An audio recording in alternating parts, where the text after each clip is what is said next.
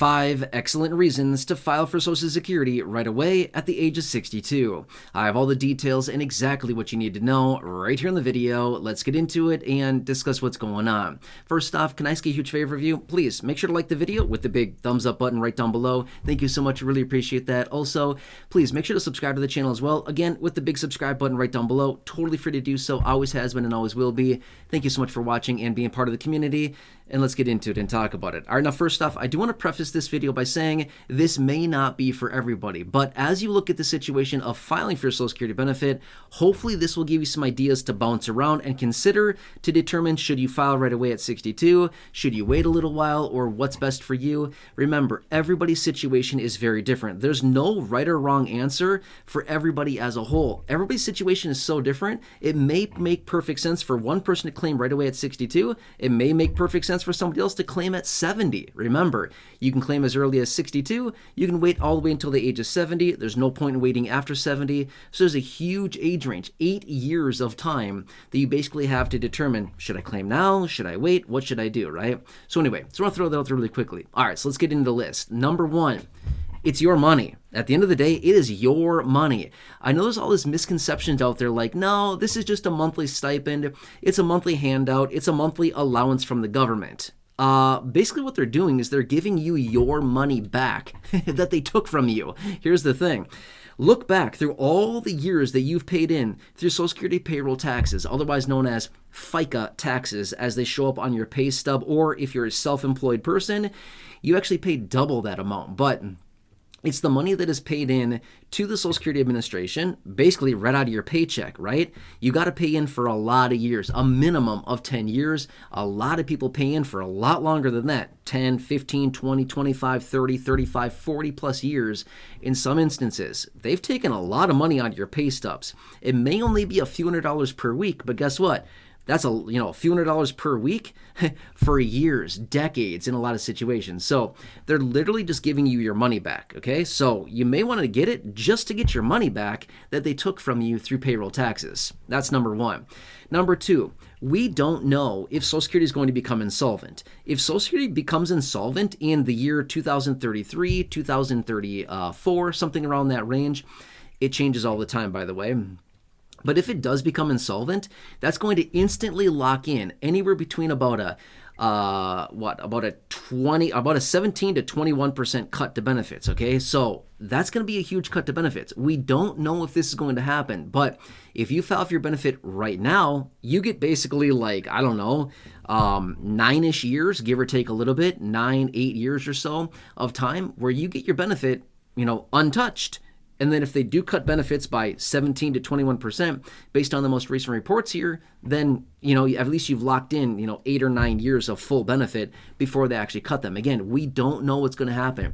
Do they become insolvent? Maybe. I don't know. We don't know yet. Nobody knows that yet. They've done nothing to shore up Social Security. So this is a major idea out there. And it's a major threat to possibly reduce benefits. So that might be motivational right there alone, okay? Number three, kind of a weird one, but I have to throw this one out there because it is very important. We don't know how long we're going to live, okay? That's a big one as well. We don't know. You must be present. You must be living in order to get Social Security benefit. As soon as somebody passes away, they are no longer eligible to get Social Security benefits, okay? So as a result of that, we don't know. We have no clue. Maybe you have kids, a spouse, maybe you have grandkids, whatever. I don't know. I'm just simply saying this may be a consideration. We don't know. Therefore, you might want to grab as much money as you possibly can out of Social Security while you can, because we don't know that situation, right? That's kind of the sad and kind of the scary part about all this. We have no idea, right? So that's number three. Okay, now number four is this. You could use the money for a variety of things. You could take the money and invest it. A lot of people have talked about that. You could take the money and pay down debt. A lot of people don't talk about this as well. Everybody says, file for Social Security right away and invest the money. Okay, you could do that, but what happens if you don't know much about investing or you don't want to invest the money? Then what? You could pay down debt. Maybe you have credit card debt. Maybe you have personal loans. Maybe you have an auto loan. Maybe you have a mortgage. Maybe you have medical debt. Whatever it is, you could take that money and start funneling it back into some kind of debts that you may have and start paying those debts off, right? Maybe you don't need your Social Security benefit right now. Maybe you're getting by just fine on savings or income from a job or a pension or annuities or dividend income or portfolio income, whatever it happens to be. But maybe you think, I don't need Social Security right now, but I'm going to take it anyway so I can start paying off some of my credit card debt. I can start paying off my house a little faster. I can pay off my car a little faster. I've got that 10 grand of medical debt sitting out there. Maybe I could pay that off. Things like this that are kind of hanging over your head that you don't really want there anymore, you could take that Social Security benefit if you don't need it, and you could push it all right into whatever kind of debts you may have. Not a bad strategy, right? Just saying, it's an option as well. Okay, so that is another option, and you could certainly do that. Now, number 5 on my list is, if you're taking benefits now, you're getting paid with dollars that are worth more. Okay, this is kind of an interesting one. If you wait, let's just say 3 years, 5 years, something like that to wait to get your benefit, they're going to be paying you with deflated dollars. Okay, let me explain this really quickly. We all know what inflation does, right? We've all seen the art and the effects of inflation over the last few years here, as we've seen very, very high inflation. What does it do? It depletes the purchasing power of the dollar. In other words, what that means is that $1 today is worth less than it was 5 years ago. I think we all probably 100% agree with that. I don't think I need to paint you a picture on that one. We've seen the effects of this over the last several years, and it's not that hard to figure out. $1 today is practically worthless, whereas 5 years ago, you could maybe get something with it, right? Not much. But think of it this way. Let me give you a more extreme example.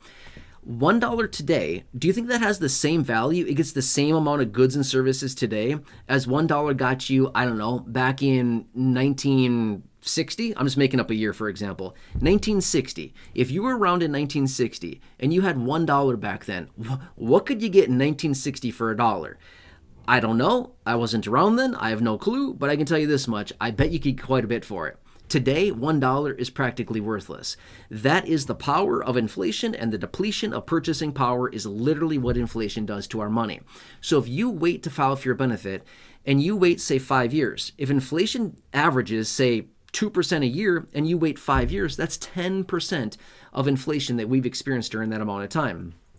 If we see 2% inflation over 5 years, right? It's probably going to be more than that.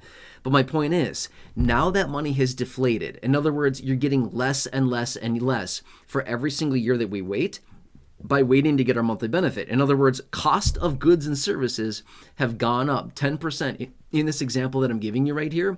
Meanwhile, our benefit has gone up how much? Not 10%, I'll guarantee you that. Why? The COLA is supposed to keep up with the annual cost of living. In other words, if inflation on goods and services go up 10%, then we're supposed to get a 10% COLA over that same respective amount of time. We don't. We know better than that, right? If it goes up 10%, real cost of living, as in our real out-of-pocket expenses actually go up 10%, we probably get, I don't know, maybe 6% in the form of a raise. My point is, the COLAs don't keep up. We know better than that, right? It just does not happen. It does not keep parity with inflation. We just know better. We've experienced that many times here over the last several years, okay? So anyway, this is the reason why, if you look at your benefit now, you're actually going to get more bang for your buck today if you claim benefits. Even if you get $1,000, it doesn't matter. That $1,000 monthly benefit that you get today is going to be worth more than $1,000 in 5 years. Guaranteed, 100% guaranteed. In 5 years from now, if you were to take that same $1,000, you will get significantly less for it. I 100% guarantee it. In fact, if you want to test this, look at $1,000 today compared to $1,000 5 years ago. What can you get? Look at the differences. Compare receipts. I mean, I don't have to paint you a picture about this. Like I said earlier, we've seen the destruction of inflation over the last several years here as we've seen this whole thing kind of play out right before our very eyes. Does that make sense? So you may not need a benefit now, but just taking that money and putting it into your estate, your possession, your savings account, your mortgage, your debt payoff, your investments, whatever it happens to be. If you take that money and you get it, into your possession rather than in Social Security's possession, now it's your money, right? It's not your money until Social Security pays it to you. But here's the thing. It's not, here's the thing. Social Security got it from you through Social Security payroll taxes, but until they pay it back out to you, it's not really your money. You know what I mean? It's not going to be yours until you get it into your possession. Does that kind of make sense, right? So you got to get all that money out of them, on a monthly basis, and then there you go. You get all the money back, right? So you can put it wherever you want. You can do whatever you want. Give it to your grandkids if you want. If you don't need it, give it to your grandkids. Seriously, they'd appreciate it. I'm not saying you should do that. I'm just saying that is an option as well, right? Your grandkids would be like, you'd be the star, right? They'd love everything about. Let's go to Grandpa and Grandma's house, right? Gee, I wonder why, right? Anyway, just want to throw that out there really quickly. So these are 5 reasons. Now again, there's a billion reasons why you may or may not want to file for Social Security right at 62, but these are some that I want to point that out for you here in this video. So hope this helps you to some degree. Again, thanks for watching as always. Please make sure to subscribe down below as always. Totally free to do so. Feel free to share the video with your friends on my social media. There's a share button right down below as well. If you know anybody that's kind of on the fence right now, share this video with them. Hopefully it'll give them some ideas, something to work with on this. Otherwise, like the video down below. Again, thumbs up button. Thank you so much. Really appreciate that. Otherwise, check out the other videos here on the channel, the thousands in the video library. The ones I've hand selected for you down below in the description or the top of the comment section. Some popular videos there. Otherwise, right now showing up on your screen as well. You'll see some videos. Check out one of those. Have a nice day. Take care, and I'll see you again soon in the next one. Thanks again.